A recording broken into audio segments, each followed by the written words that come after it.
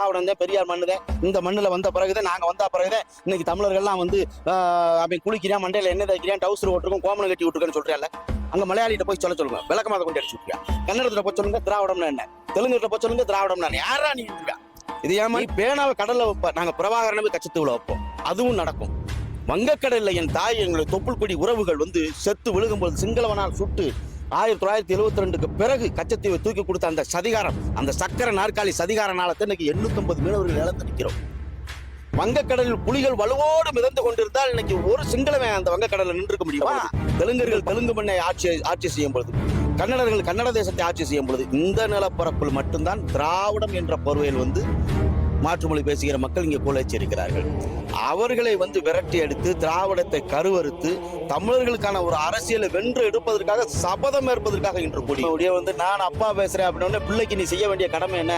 சாராய கடையை மூட சொல்லுங்க, நாங்க அப்பாவை ஏற்கிறோம். சரியா? சாராய கடையை மூட சொல்லுங்க, நாங்க அப்பாவை ஏற்கிறோம். அப்பப்பா போதும் பாக்குறேன். அப்பப்போ போதும் பாக்குறேன்.